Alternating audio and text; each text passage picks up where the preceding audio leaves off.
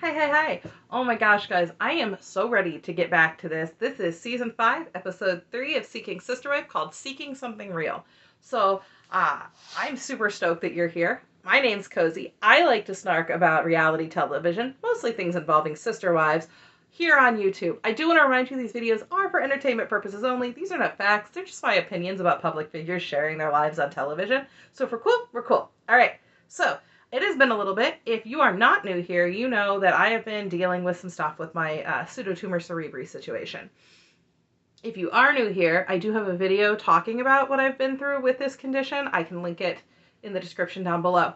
I've been struggling a little bit. We changed some medications. So we changed the dose of the Ozempic that I'm on to try and help lose weight, to help with this condition. Made me really sick. And then we changed my neurologic medication. And it's been a thing. And I've been feeling a little bit down about what's going on there. So I'll do a different video to update that because I don't want to bring this one down. Other than that, my co-host Graham is here. He is snoring away. He is just, can you see this? Just snug as a bug in a rug, right? Just cuddled up. So if you hear snoring, it's just him. He doesn't care about this show. But it is time to dive in and meet the Ryan family. The Ryan family is from Texas. And traditionally, if you don't show up until the 3rd episode of the season, you either failed miserably or you weren't very exciting and they didn't care to keep you on for the whole season.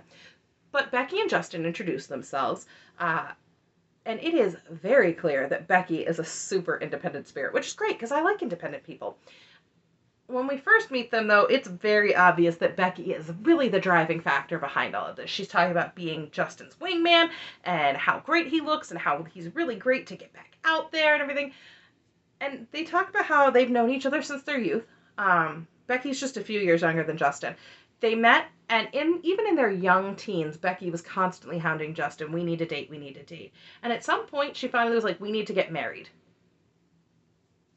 Okay. She was very attracted to him every time she saw him.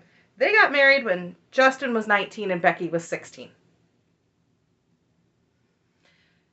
Becky says that it was very normal where they're from for people to get married and be married in high school. I don't know where they're from, but I'd be interested to know. She also mentions that their church has always been open to polygamy as an option. Her father, she says, collected multiple wives as he was finding scriptures to prove that it was okay to do so. And I'll be upfront here because a lot of you know I am a Christian. So for those of you who are either not very well versed in the Bible or don't really know what it says about polygamy, I can't find any verses that outright condone polygamy. I can find a few that seem like they condemn it. In the Old Testament, we get a passage where it's talking about how kings and rulers should not take multiple wives because they would not be capable of splitting their attention well enough to be there for every wife and also to fulfill their needs as a ruler or a king. They would be ineffective leaders because they'd be kowtowing to multiple wives. There's also passages in the New Testament that refer to a man having his own wife and a wife having her own husband, which would lead you to say that the ratio is probably 1-to-1, not multiplicitous. Also, with the passage in the Old Testament, by saying that men are ineffective leaders if they have more than one wife to, work with and to partner with, it kind of leads to say that men who are supposed to be the head of the household, to be the quote unquote ruler of their home, for lack of a better term, would be ineffective as leaders in their own home if they had multiple wives trying to constantly pull them in different directions. Easy enough to say. I would absolutely love, truly, to find out what scriptural passages he's using in order to condone this, because I'm fascinated. In fact, I would absolutely love to debate somebody on the legitimacy of biblical polygamy, not using other text. We cannot bring in other texts, simply just biblical polygamy. But that's for another day. Suffice it to say, as annoyed as I get with Cody Brown and Garrick Merrifield constantly trying to misuse scripture, and it annoys the heck out of me, I am fairly confident that if these two go too far, they could probably fall in the same camp. I haven't seen anything from them yet, but I'm just preparing. But Becky claims that growing up in a polygamous household wasn't a negative for her, except that her father really didn't have much time for her. But she had moms to talk to. And she said her mother was a loner and didn't really have the bond that she's hoping to have with her sister wife. Becky, honey, your mom may not have been a loner. She may have just not been happy with polygamy. Not everybody is going to experience that happiness, that joy, that bond. You have to be prepared for things to not go the way that you thought that they would. So Becky and Justin have 6 kids, 4 of whom are still living at home. And she's like, I wish I could have had a sister wife when these kids were little. And Justin said he's been open to polygamy for a long, long time and doesn't just look at it like extra sex partners, but an ally for the family. Justin, an ally for the family is a friend. This person would be a member of the family. Different thing. He's like, it'll just make us stronger in all ways. And then they start to talk about a woman named Stephanie. Stephanie appears to be a potential sister wife. However, they don't seem to be thrilled with Stephanie's thoughts and ideas. They're sort of making fun of her for having doubts and fears. I don't love that. They've been dating her for about 9 months at this time, and she lives elsewhere in the country. She, by the second visit that she had with them, she seemed really ready to settle down, to settle into their family, to marry into this, but she keeps backing out and getting nervous. And Becky's like, she goes through these phases where she's just so nervous and doubtful she doesn't know what to do. She doesn't come from a background of polygamy and recognizes that this is not really approved in general society. And they're talking about how for about a month now, she's completely ghosted them. She's not answering their calls. She's not talking to them. And he says, I love her like I love Becky. We thought she was perfect. So they're looking for a Stephanie that isn't ruled by fear and anxiety. As someone who is completely ruled by fear and anxiety for various reasons, let me tell you, it takes a very special partner who can love you and help you through those moments where you absolutely feel like nothing is ever going to be right again. And if you guys can't step up for her, all's the better for Stephanie for getting away from it. But Justin's like, we can't wait around forever, so we're going to go seeking again. And they're headed out on the town to go and meet somebody. And it seems a little bit odd because the general population isn't going to be super into polygamy. Like, you're not just going to walk up to somebody and be like, yo, you want to be my sister wife? Like, that's not going to happen at every single bar. I don't know, maybe this community is very polygamy friendly. Maybe it isn't. I don't know where they actually came from. But Justin points out that they've been together for a quarter of a century, so dating is super awkward. Makes it more awkward that the place that they chose is basically empty. There's a handful of people at the bar, but that's about it.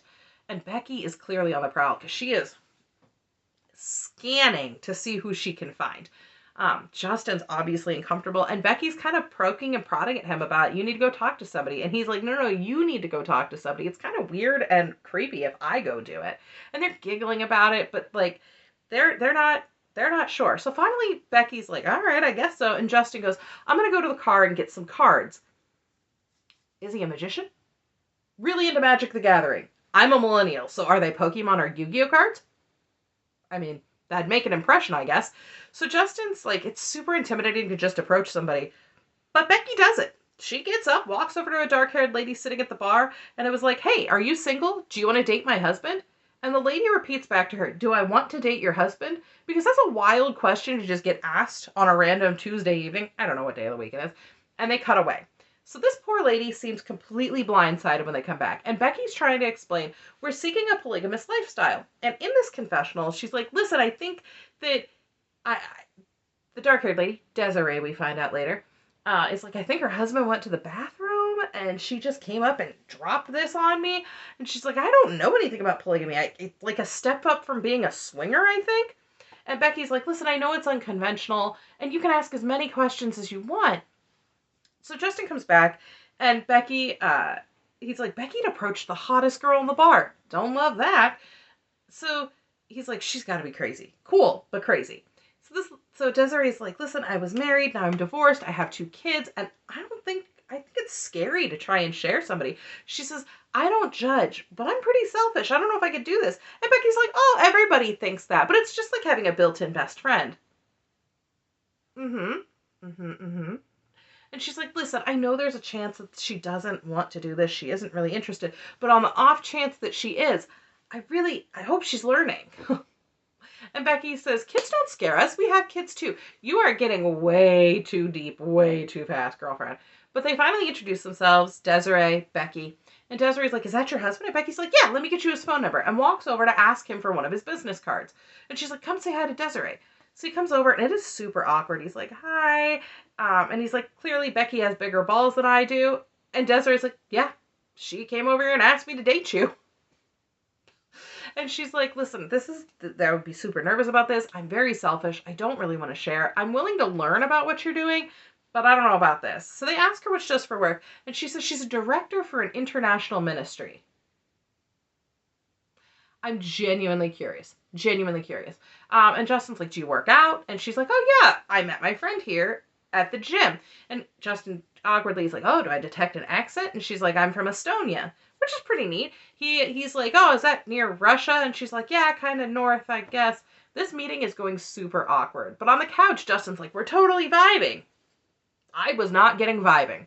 So he's like, are you free tomorrow night? And Desiree's like, I am actually, believe it or not. So they plan to call and plan a date for the next night, and Becky's super stoked. And that's where we leave them. Let's move on to the Davis family. The Davis family is still reeling from Danielle deciding to move out, and Danielle signed a lease and moved into her own place. The first clip we see of them, the producers just want to speak to Danielle, and she agrees that. They ask her, are you okay? And she's like, I am okay. And then they say, why'd you move out? And she said, I really just needed some time and space to decide what I wanted to do. I need to take some time to figure out if this lifestyle works for me, if I'm being selfish knowing that they're ready to move forward with dating and I'm not. She said, I love them very much. I love my husband. I love my sister. I love our children. But I'm not sure if I'm okay with all of this. And she's being very candid. She felt it would be best for her to get her own space while she sorted this out because she really didn't want to drag anybody else into this if she didn't have to. And the producer's like, did you say goodbye to the baby? And Danielle just starts crying. Because this is a hard question. She's like, I put her pajamas on her and I told her how much I loved her the night before. And you can tell she clearly has a connection here. She is just desperately crying. And she's like, I felt like it would be better for me to make these decisions and choices while Vera is young and not fully able to comprehend what's happening. And Danielle's like, it's not like I absolutely did not go up to her and be like, hi, baby, I'm never going to see you again, which I think is a good thing. While the baby's a year old and wouldn't be able to comprehend those things, Danielle would have to live with that tearing at her soul for the rest of her life if she said that. And she's like, listen, a lot of people just stay in their marriage because it's what they're used to and comfortable with, but I'm super young and I don't want to wake up in 20 years and go, why didn't I leave sooner? And she doesn't think that anyone should stay where they don't feel is right for them. But she says she isn't sure, and it was right for her to take a step back. The producers ask her about saying goodbye to Jen and April, and she's like, no, I didn't want to say goodbye because I didn't want to break up. And she knows it seems super weird to get her own place and to be out of the house if she didn't want to break up. But she isn't able to do this dating and finding another wife thing just yet, and it's selfish of her to stop them. She just needs some time to figure out what it is that she is thinking and needing to do. And the producer's like, would you sit down and talk with them? And Danielle's like, I'd be willing, but I just don't have my head in a great place at the moment. So when we come back to them, they're having dinner together, and Danielle is back at the house. Jen's like, listen, Nick's grilling some steaks. April's like, I got salad stuff and asparagus. And let me tell you, there is nothing better than a good grilled asparagus with a good steak. Ooh. And April says, after a few days on her own, Danielle had contacted them, and that opened a channel of communication. And eventually Danielle did text them and say, hey, I want to move back home. And she had gotten back the night before, but nobody had really had a chance to sit down and really talk about what was going on because it was super late. But April's like, we feel like we're on unstable ground and we need to sit down and talk about this because Danielle hasn't really fully expressed why she's feeling so nervous. Danielle has fully expressed what is wrong. You just didn't like what she had to say. She's not into this Pokemon-esque, gotta catch 'em all, wife free-for-all that you guys seem to think you have going on here. Danielle wants to be settled into her relationship before you guys start dating again. And it is tense. It is very tense. Danielle even says that it is tense. It is awkward, and rightly so. So Jen's like, well, we'll get things ready for dinner, and either while we're prepping or while we're eating, we're going to have this conversation. And she is very upfront about it. Danielle is just looking for some kind of understanding that she is not ready for this. She doesn't expect them to totally accept what she says. She just wants them to understand where she's coming from, the feeling she's feeling. So we go out to Nick, who is starting the grill like it's a stinking bonfire. The flames should not be that high. And Nick's like, listen, we all feel relief that Danielle's back home, but it was so painful for her to leave, and she could always do it again. And there's a lot at stake. They want to continue expanding the family, but they could lose her at any moment. So he starts the conversation by asking to check in on everyone. And he points out that Danielle has some concerns about the direction the family's taking. And without even a pause to let her speak, he jumps straight in to how drastic things were when she left. And I'm guilty of this pile on too. I'm going to be honest. But I've learned that brevity is my friend. And taking a step back, finishing a thought, and allowing someone to respond to it is very important. Nick needs to work on this also. He continues by telling her, they're going to keep expanding. And Danielle is just sort of nodding along. He's like, so do we all feel okay with that direction? That we're all interested in expanding from here? No one says anything until Danielle says, And in a confessional, she's like, I'm just so overwhelmed with my thoughts and emotions. She is clearly struggling here.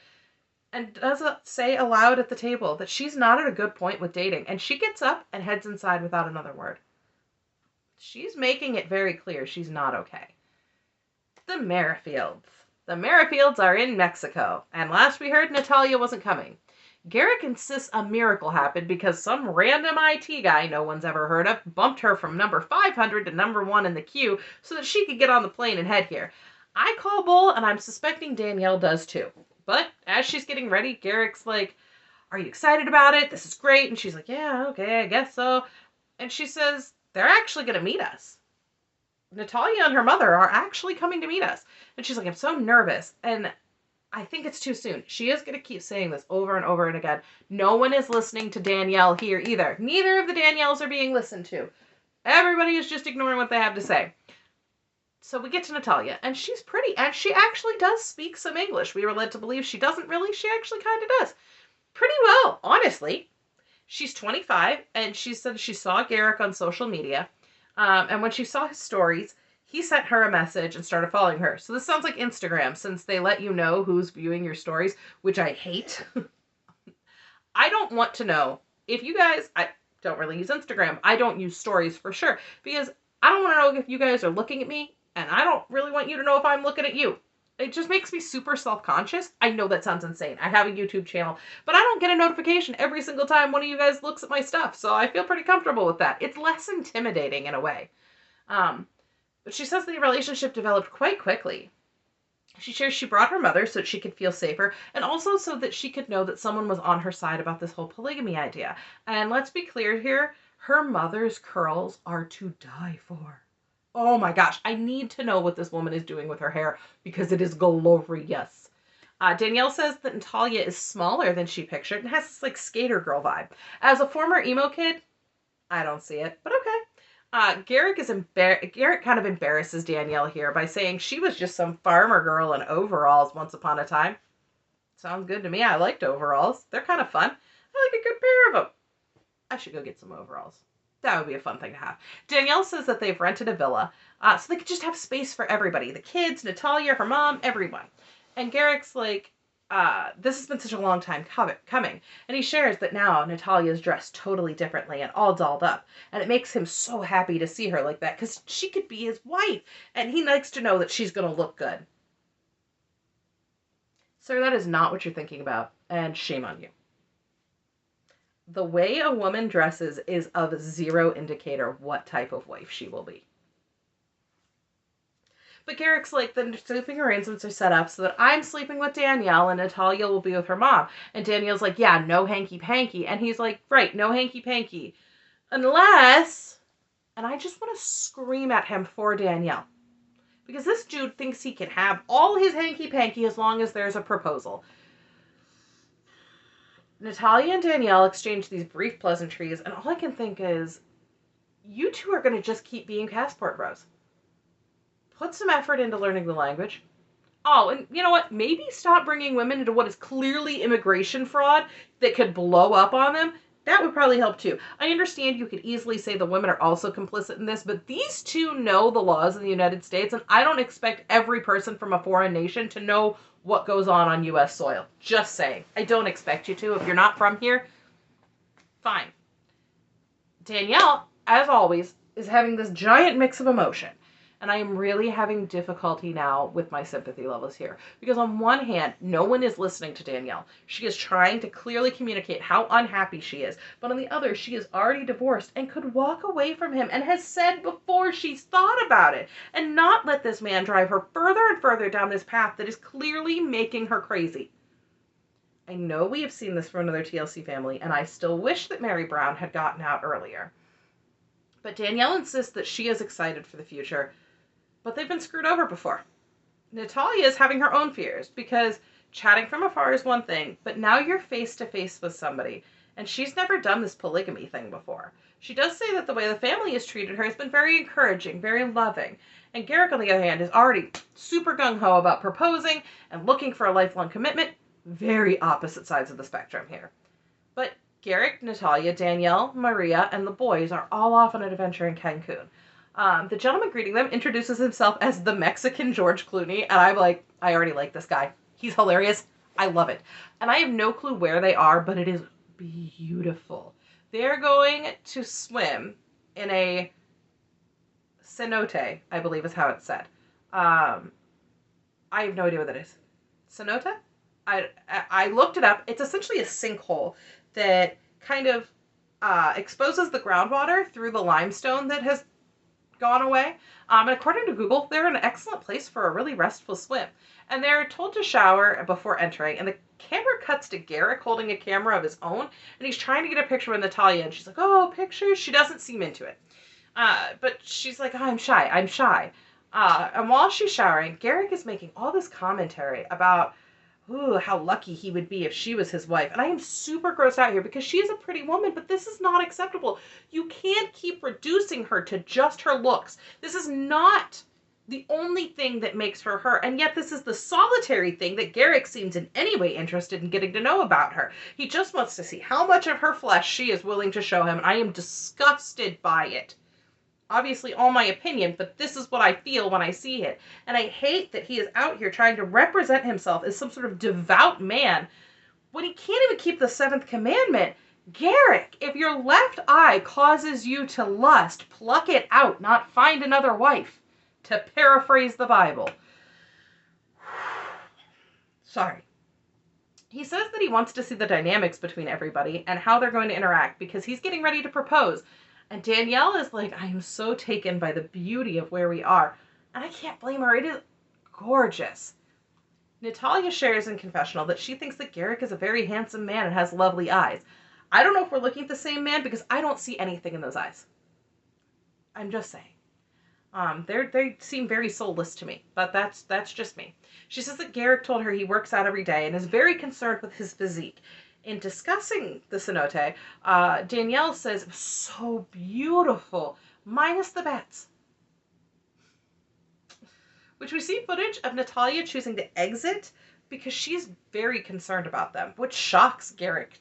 He's like, how could she be so afraid of the bats, basically? I'll defend her here. Because while transmission of rabies from bats is very low, it is one of the most common transmitters of rabies to other species, including humans. So it's reasonable for her to be concerned, or she could just be afraid of bats. Danielle's visibly upset that Natalia is choosing not to swim. And she's like, listen, I'm not as close to Natalia as I was to Roberta. Roberta and I basically had this bond, this sisterhood on day one. I'm not feeling that here. Danielle thinks it's because Natalia has such a different personality from Roberta, and they're two different people. She doesn't want to say that's a negative thing. It would never be a negative thing to have a separate personality from another individual. You can't expect two people, just because they're from the same country, the same city, to act the same way. Sorry. And Danielle's like, I'm trying to make the best of it, which doesn't sound very promising. Natalia, for her part, says it was definitely a breaking of expectations. That she was very vocal about wanting to go here, but it didn't go as planned for her. And Danielle's like, I was super bummed the adventure didn't go as planned, but that's life. You're never going to be on the same page with everybody. I don't know about the rest of you guys out there, and maybe I'm crazy, but I'm one of those people that if I'm uncomfortable, I want to just be on the edge of an activity. Let's say everybody's playing a board game, and maybe I'm confused and don't understand the rules. I'm not one to speak up and be like, I don't get it. I don't know. I would much rather not embarrass myself and just sit at the table and chat with everyone and have a good time and watch what everyone's doing until I understand. I hate it when somebody makes a big deal out of it. Oh no, you need to join us. You would love this so much. My husband is one of those people that does it. I'm already embarrassed and I just want to do what I'm comfortable with. So when Danielle's like, I'm so bummed Natalia didn't want to do what we want to do, it makes me feel a little bit protective of Natalia because she says basically, I I was uncomfortable. I feel sad and I feel bad that I didn't enjoy this the way that I wanted to with you guys. And Danielle's like, oh, I understand. I understand. Garrick's like, everyone is a different person and has their own fears and emotions. But Danielle's like, we just have to understand that everyone has different personalities and we're trying to blend this together. And there are just certain things people won't like. Natalia's like, I'm tired. We should head for bed. And Danielle's like, at this point in the relationship with Roberta, it had felt like we'd been besties for our entire lives. And she wonders if some of her apprehension is because she just doesn't have that same feeling about Natalia. Natalia says she feels very connected and Garrick is very affectionate, even via messages. They talk every day.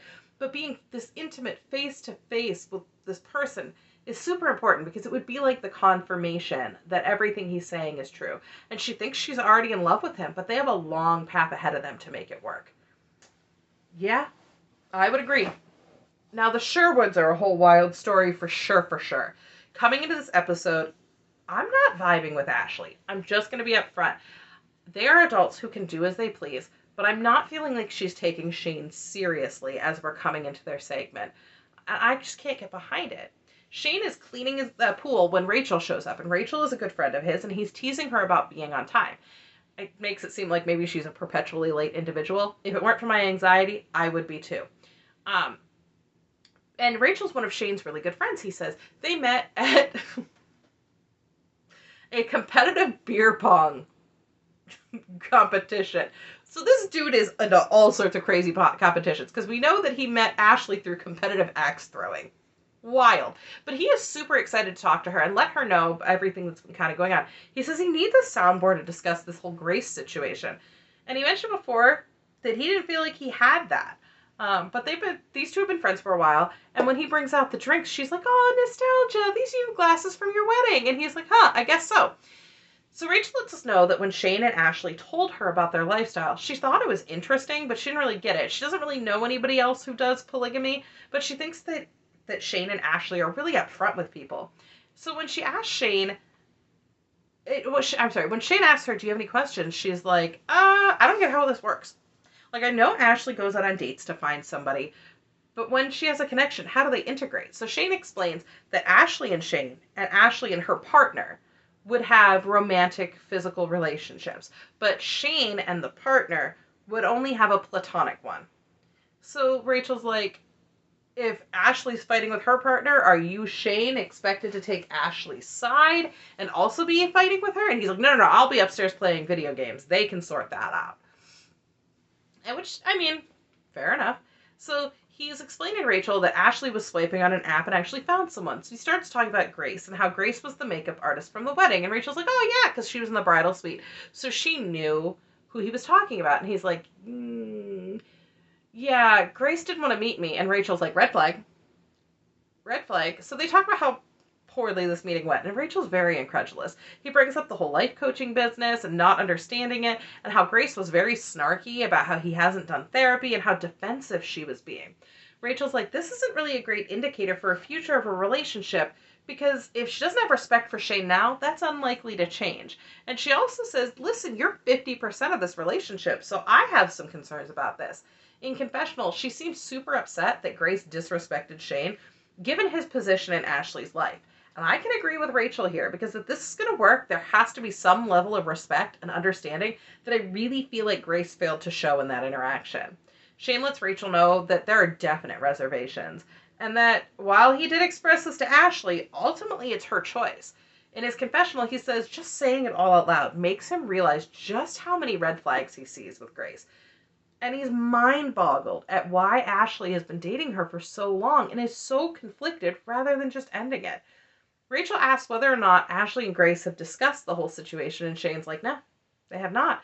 But when pressed what happens if Ashley chooses to move forward. If she's a yes and he's a no, Shane expresses that if disrespect was a constant issue, he would have to tell Ashley that this isn't working for him. Rachel keeps pressing him. But if he felt like, no, are you just supposed to suppress your feelings? And all he can say is that he'd be like, what the hell? I think Shane's in a very tough place because he doesn't strike me as being the strongest individual. And I don't mean that like he's super duper weak. It feels to me that he puts up boundaries, but he lets them be crossed way more often than he ever should. And I really genuinely hope we see some growth from him in that, because that would make a great arc for him. But then when we come back, Shane is expressing his frustration with Ashley that she has not made a decision about Grace. And he feels very strongly about the disrespect and the red flags that he's seeing. He says, I can tell that Grace isn't right for Ashley, and I don't understand what Ashley sees in her. So Ashley's like, listen, we've had some time to think about it, and she knows Shane is done. She's like, I get it. He wasn't really treated the best. No, that's kind of putting it mildly. But she doesn't want to make rash decisions. She does ultimately decide that it is for the best to not move forward with Grace. And Shane agrees that Grace didn't align with them very well, and that he points out Ashley even had some reservations about her, talking about how Ashley kept saying she wasn't sure that her feelings were anything stronger than friendship. So he makes sort of point out his distaste for the conversation that they had. And so Ashley's like, well, I feel really good knowing that Shane is kind of on the same page. It feels like, we're moving forward doing this. And so she decides to text Grace to break up with her. Listen, she points out that she was having reservations from the beginning, and that the meeting with Shane didn't change things. She was hoping for better. She was hoping that would kind of bridge the gap, but it just didn't work out. She says, I think you're wonderful, and I've really enjoyed our time together. This just isn't what I'm seeking right now. And so Shane's like, do you need help pushing send? And she's like, already done, already gone. And then laughs a little bit. But Grace replies quickly, and Grace sends back an equally polite message saying that she felt in her gut this morning that it probably wasn't going to work out, and she was looking for a much deeper spiritual connection, and wishes them luck as a family. Shane's like, this is discouraging, and Ashley will need to bounce back from it. And he points out that there was a time, there was a lot of time put into this, and Ashley's like, yeah, I'll need to stop dating about a month before the baby's born because I'm going to be as big as this bed. And Shane agrees with her, but says, you're never going to get that big. And that's kind of where we leave those two. And those are the 4 families that we saw this time around. I'm not feeling great, obviously, about the Merrifields. I've made that very clear. I'm not sure about Justin and Becky. I'm interested to get to know Desiree a little bit better and see what they have to say about her.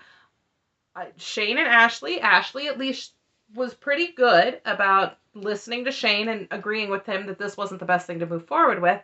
And then the Davises. The only thing I can really say about the Davises is I feel like Danielle is really getting put on the spot a lot, that she's not being heard the way that she deserves to be heard, that everybody's saying, listen, we hear what you're saying, but we're moving forward with or without you. And I think for her, she is feeling very left behind. So I'm interested to see what's going to continue to play out. The show, while not my absolute favorite, at least has some interesting moments and interesting points. And I know that I've been harping a lot on the Christian religious polygamy that is in this show, because it does bother me very greatly that I feel like there are things being taken out of context. And I also feel like there are things being portrayed to the general public who maybe wouldn't understand. Not everyone's going to understand the background that comes from these things, or the background that everybody comes from. I think we all know that polygamy is kind of a, not a societally accepted thing, but I think a lot of people who wouldn't necessarily know a ton might hear them say, no, that's definitely in that Bible, and think, oh gosh, these people are super weird. So it bothers me deep down to my core. Other than that, I don't have too much else for you. I might film a very short video to let you guys know what's going on with my pseudotumor, because, like I said, I've been feeling really down about some of the things that have happened. And I don't want to bring this video down. So if you're interested, let me know in the comments. I will be sure to post just a short thing to let you guys know what's going on. Other than that, I am going to get back to what I'm doing so that I can film my 5 Wives review, because I am super excited. I love that show, and I will see you guys soon. Bye!